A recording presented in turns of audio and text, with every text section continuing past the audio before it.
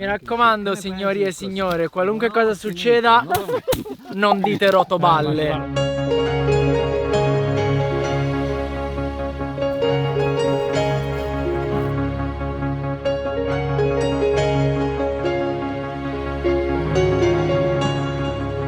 Ciao amici del bosco, terzo anno di agricoltura sintropica da Eva. Già si inizia a creare una bella struttura, inizia a diventare interessante, quindi già... L'agricoltura sintropica è un metodo che si utilizza per riforestare, ma anche per creare dei sistemi agricoli produttivi, anzi molto produttivi.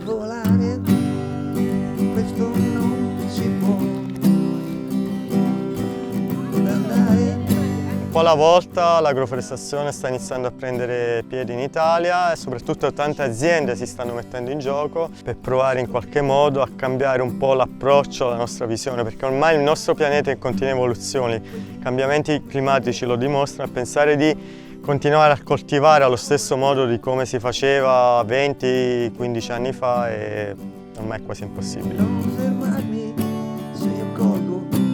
Sono anni che qui si interviene con l'agricoltura sintropica, ovvero si fanno delle piantagioni intensissime, mettendo tante piante, non tutte destinate a rimanere qui a lungo, infatti alcune piante sono considerate di supporto. Inoltre si fanno anche tante semine di piante erbacee. A immaginare e mettere in pratica questo metodo è stato in Brasile Ernest Gauch, un agronomo svizzero che in quel paese è riuscito a riforestare 400 ettari di territorio completamente desertificato. Quest'anno, sotto la guida di Gennaro Cardone, andiamo a fare una manutenzione della prima linea che abbiamo realizzato 2 anni fa e andiamo anche a realizzare una seconda linea nuova di zecca. Questo progetto di riforestazione si trova in Toscana, vicino a Firenze, un territorio che è stato molto sfruttato dal punto di vista agricolo. Qui per esempio c'era un vigneto con tutti i suoi trattamenti e le sue lavorazioni aveva veramente rovinato la terra, che già di per sé è molto difficile da coltivare perché è ricchissima di argilla. Il focus principale qui in questo terreno di Eva è focalizzato principalmente nel riforestare. Questo era un ex vigneto, quindi un terreno sfruttato all'inverosimile e la terra ormai è completamente degradata, molto compatta, argillosa, erosione, molta erosione. Vi ricordate quante piante avevamo messo 2 anni fa? Tantissime. Sono sopravvissute quasi tutte e adesso dobbiamo andare ad esplorare la complessità di questo sistema. Primo anno e mezzo la prima linea non è cresciuta tantissimo, ma la cosa fondamentale è che tutte le piante che abbiamo inserito, il 90% hanno attecchito tutte e sono sopravvissute. Adesso, come possiamo vedere, finalmente vediamo che sta iniziando a spingere. È superato questa prima fase iniziale e d'ora in poi ormai il sistema inizierà a viaggiare a ritmi più spediti. Robina gelso acero, robina gelso acero, robina gelso acero. Le prime 3 persone, 2 tengano il metro e un altro mette il picchetto. Ogni 4 metri si pianta un picchetto. Questa è la prima operazione. Poi mi servono 5 persone. Ok, 5 persone che lavorano a fare manutenzione sulla prima linea. Vedete, ci sono dei cumuli di fieno, che è questa materia organica che è stata aggiunta all'inizio della piantumazione della prima linea forestale. Quindi il lavoro che andremo a fare, andremo a prendere questi cumuli e li andremo in qualche modo a alzare un po', no? Fare questo lavoro di areazione, sì. Come vedete già sotto si sta formando un bel terriccio, ok? Quindi lo si areggia un po', lo si alza un po' e poi si fa un minimo di servo manuale e soprattutto queste piante qui che ne stanno crescendo molte spontanee, questo è un ottimo segnale, questo si fa una sorta di scimatura. Troverete poi delle more che hanno radicato come questa non la toccate, che dopo la prendiamo per utilizzarla nella nuova linea. Stiamo tagliando i rovi che hanno ricicciato e hanno rifatto le radici, quindi cadendo giù hanno ricreato radici, così le tagliamo e abbiamo una nuova piantina. E io cerco principalmente di lavorare con le risorse che ho nel mio terreno, vi assicuro anche nei terreni più degradati dove non cresce quasi nulla c'è materia organica sufficiente per iniziare questo processo di rigenerazione. Gennaro, ce la faremo? Credo di sì. Un po' di manutenzione. Qui togliamo le foglie dell'aurum che diventano anche loro materia organica a pacciamatura. e poi andiamo un po' a risollevare tutta la materia organica che nel tempo si è decomposta ma si è anche un po' spostata, così, ecco, vedi? È già tutto abbastanza nero, anzi no, proprio nero, che è una differenza enorme rispetto alla terra originaria.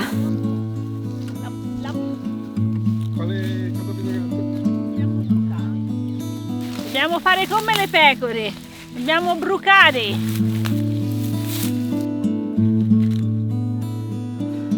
Tu che pianta sei? Io sono un mirabolano, ciao. Mirabolano? Sì, arrivo. Questi picchetti posizionate Gli un, aceri. no, No. un climax.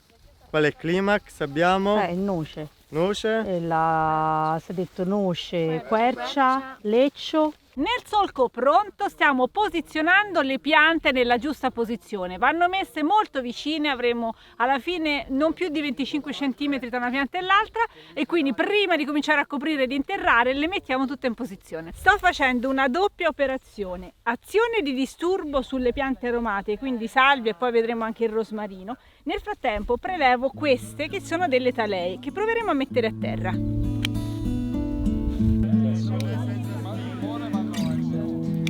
Una talea al giorno le va al medico di torno. Sto defogliando le talee di rosmarino e poi successivamente con il coltello le vado un po' a scorticare in maniera tale che radichino più facilmente. Fasi di lavoro. Innanzitutto è abbastanza importante fare una lavorazione della terra, ottimo un ripuntatore che va a scavare abbastanza in profondità, sempre senza rigirare i livelli del terreno, ma in modo da aprire, come dire, il passaggio alle radici delle piante.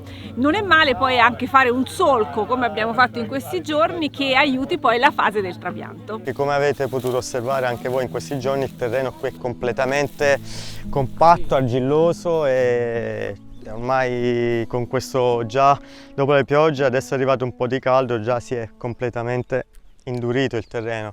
E quindi nella prima linea non abbiamo effettuato nessuna lavorazione meccanica, abbiamo fatto solo una piccola lavorazione manuale con piccone, porcavanca e quant'altro. Logicamente questo va a influire notevolmente sullo attecchimento, ma soprattutto sulla fase di crescita e di sviluppo delle radici, quindi il sistema sarà più lento, la fase iniziale di crescita sarà più lento, quindi questa è l'unica cosa che avrei cambiato e quest'anno abbiamo fatto appunto la lavorazione. Inizia il lavoro più rompi palle, per modo di dire, iniziare a seminare, a trapiantare tutte le piante. Qui è proprio il pongo. Allora, qui abbiamo fatto già la piccola buca, il problema è che il terreno è molto argilloso, no? Quindi l'ideale è quello di provare a sminuzzarlo, ma è impossibile perché è argilla. Quindi cerchiamo di mettere un po' di questa torba per riempire i vuoti d'aria. Quando non ci sono più questi piccoli vuoti d'aria, poi iniziate in qualche modo a chiudere, portando sullo stesso piano della superficie l'apparato radicale.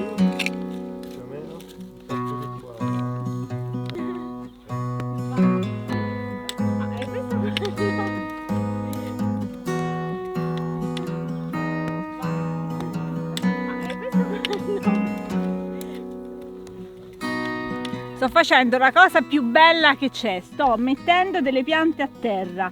Qui abbiamo una pianta da frutto selvatica accanto ad una quercia. Poi decideremo cosa lasciare, se verrà bene la pianta da frutto, altrimenti avremo una foresta locale con delle belle querce. Allora Cerino, ti piace questo posto? Dai, fammi vedere che cresci forte.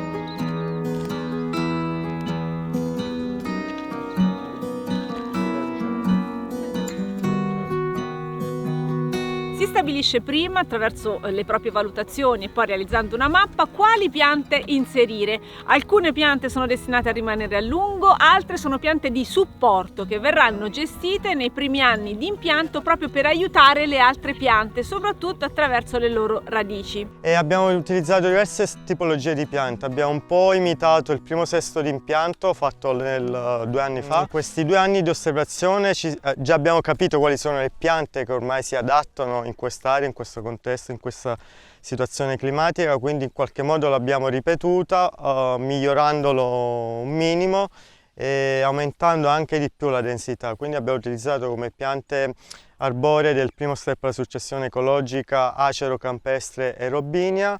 Ne abbiamo posizionata una ogni metro e ogni 4 metri poi abbiamo aggiunto un frutto selvatico. Abbiamo utilizzato meli selvatici, peri selvatici, prugnoli, mirabolani, ciliegi selvatici. E in mezzo alle piante arboree poi abbiamo utilizzato piante che hanno un portamento più arbustivo come aromatiche, more, abbiamo osservato le more e qui sono andate benissimo, quindi abbiamo deciso di aumentare ancora di più la densità di more. Le abbiamo messe attaccate ai vari alberi e le piante arboree che le faranno da tutore per farle arrampicare. Proveremo a sperimentare i carciofi perché, come avete potuto osservare, è una pianta che utilizzo tantissimo nei sistemi agroforestali. No dai, grandissimo lavoro e soprattutto siamo stati fortunati col tempo. L'anno scorso e anche il primo anno abbiamo lavorato in condizioni un po' estreme. La palla dietro? Noi ci rigeneriamo.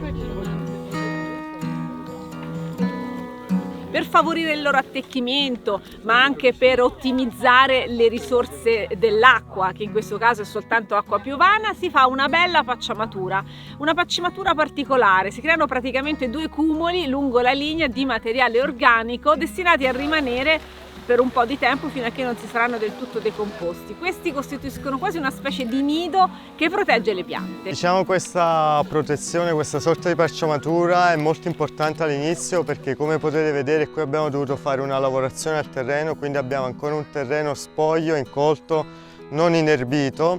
Quindi la pacciamatura svolgerà questa sorta di inerbimento iniziale per proteggere le piante nella loro fase ancora giovane, in modo da farle attecchire, dai quel minimo di protezione soprattutto nel periodo invernale dal freddo. Vorrei sottolineare 2 modi diversi di trattare le potature di olivo o di altri alberi. Noi le abbiamo messe qui nel sintropico, costituiscono una riserva di energia, di fertilità per la terra e verranno elaborati negli anni. Laggiù qualcuno ha deciso di bruciarle accendendo un fuoco e tutta la valle è completamente affumicata e ci viene da tossire per come si sta. Vi sembra giusto? Un altro problema poi qui che c'è nel terreno di Veva è che non c'è irrigazione, quindi non avendo un'irrigazione questo logicamente fa in qualche modo rallentare, no? La crescita delle piante. Soprattutto nei primi 2 anni, perché nei primi 2 anni le piante non faranno tanta vegetazione, loro investiranno principalmente energia nel mettere radici. Fino a qui avevo capito che il sintropico si potesse per fortuna applicare anche là dove non c'era la possibilità di irrigazione. È ancora così? È cambiato qualcosa o che tipo di irrigazione consigli? È un preconcetto che abbiamo noi esseri umani nella nostra mente. Non piove, non ho la possibilità di irrigare, è difficile seminare, piantare e coltivare. Dipende sempre cosa voglio produrre e coltivare, quindi logicamente se non c'ho irrigazione disponibile nel mio terreno è ovvio che è quasi impossibile coltivare piante molto esigenti come possono essere le annuali e molte piante arboree molto esigenti e soprattutto piante da frutto già in estate, quindi senza irrigazione partire subito da queste piante molto esigenti è impossibile. Sono molto importanti anche le piante erbacee perché in un sistema sono le prime che riescono ad affrontare la situazione, purché non siano piante troppo esigenti. Quindi in un sistema del genere noi stiamo utilizzando aglio e cipolla, che sono appunto 2 piante non eccessivamente esigenti. In più seminiamo un sovescio, ci stanno bene anche delle leguminose, per esempio fave e favino sono utilissime perché poi si vanno a sfalciare, sfiorare più volte quando cresceranno in primavera. Uno per la natura, uno per gli uccelli, uno per me, no? Carico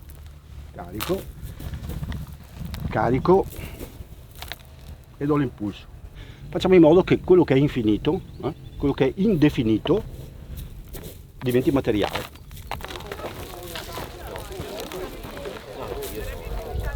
Ormai nel corso degli anni io mi sono reso conto che anche utilizzare piante molto rustiche, no? Che fanno parte del primo step della successione ecologica, come le robinie, le acacie, le aromatiche e così via, nel momento in cui si parte da piante già di una certa età, come abbiamo fatto ora, senza irrigazione attualmente diventa già più complesso. Nel Sud Italia lì purtroppo bisogna fare un ragionamento diverso, è l'unico modo per riforestare al giorno d'oggi e partire tutto da seme. Un sistema sintropico si può realizzare anche semplicemente partendo da semi, quindi recuperando i semi di diverse piante, anche di alberi, e andando a metterli appunto in una zona protetta che poi controlleremo, cureremo e gestiremo. In questo caso stiamo aggiungendo anche dei semi di piante per vedere se avremo appunto un'ulteriore produzione di vegetazione. Esempio di una pianta che possiamo inserire, i cui semi sono molto facili da reperire, questi sono baccelli di albero di Giuda. Li andiamo a mettere proprio così, interi, baccelli bagnati. Comunque ogni singolo seme potrebbe produrre una piantina. Piantare tutti questi alberi, tutti questi arbusti, tutte queste erbacee è soltanto l'inizio, perché il 99% del lavoro si fa più avanti, quando si inizia a gestire il sistema. Lo gestiamo soprattutto attraverso le potature. Come avete capito, questo metodo ci piace tantissimo, andiamo sempre a raccontarlo e lo stiamo applicando anche da noi. Se volete altri approfondimenti, scriveteci Agricoltura Sintropica e noi continueremo ad andare a visitare i luoghi e raccontarvi anche quello che facciamo da noi, perché la riforestazione è veramente importante. Grazie di aver visto il video, lasciateci un bel like e ci vediamo al prossimo. Ciao! Ciao!